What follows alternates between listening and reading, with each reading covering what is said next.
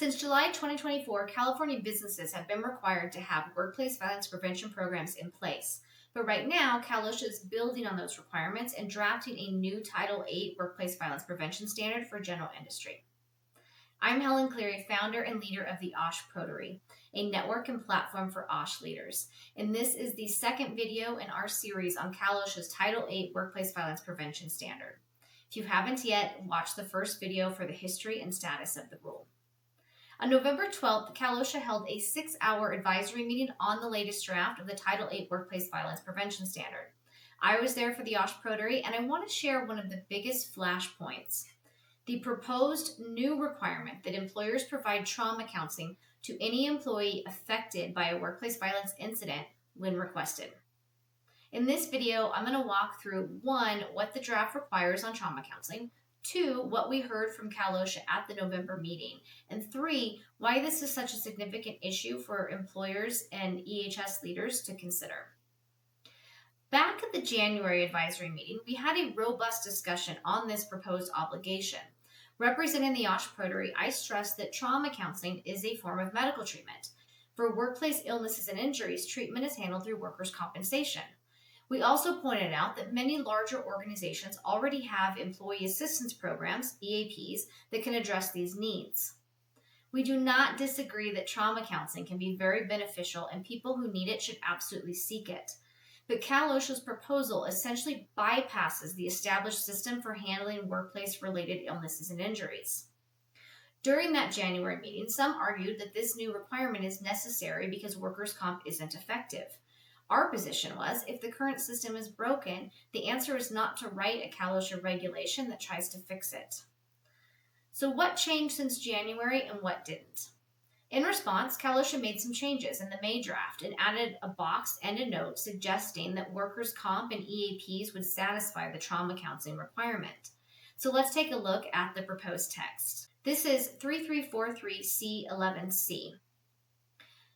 It requires employers to have effective procedures for post-incident response and investigation, including offering or making available individual trauma counseling to employees affected by the incident upon request.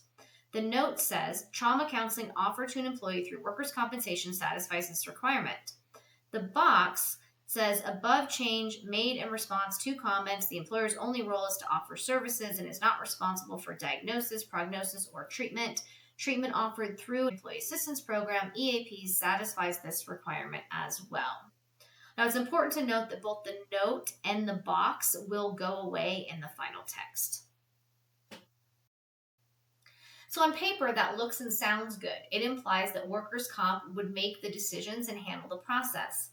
But at the November advisory meeting, after a lot of back and forth, CalOSHA clarified the division's intent, finally confirming that offering and making available means employers must provide and pay for trauma counseling even when workers' comp denies the claim. That clarification significantly raises the stakes. So what are some of our concerns? We raised several specific concerns on behalf of OSH Proterie members. 1, medical treatment and scope of CalOSHA. Trauma counseling is treatment. CalOSHA should not be in the role of prescribing or guaranteeing medical treatment. That's what the workers' comp system is for. 2, no limits or guardrails. The draft has no limits. Any affected employee could request therapy, even those not directly involved or even on site when an incident occurred. And for how long? There's no time frame. There's no number of counseling sessions or neutral authority to stop the treatment. It could be indefinite.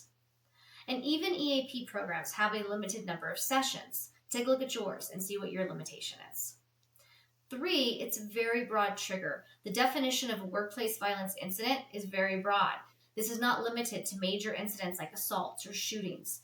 For example, stalking has been added explicitly to the text, and we agree that stalking could be a workplace violence incident and is very serious. But if someone is being stalked for personal reasons and it happens at or it spills into the workplace, the employer could be responsible for trauma counseling. And we're not saying that therapy or stalking isn't important or could be necessary, but is it appropriate to require California businesses to provide and pay for it?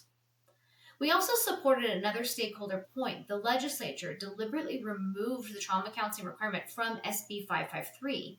He cautioned against CalOSHA trying to reinsert something the elected California legislature chose not to adopt. Another stakeholder highlighted the practical and administrative issues that could be created if workers' comp denies the claim. What does the process look like? How do employers administer and pay for therapy outside of workers' comp? And what happens to insurance and structures and costs? These are not minor implementation details. They are central to whether the requirement is workable. There are also ongoing questions about CalOSHA's authority to create such an open-ended mandate. And to that, CalOSHA pointed out that there is a trauma counseling requirement in the Healthcare Workplace Violence Standard.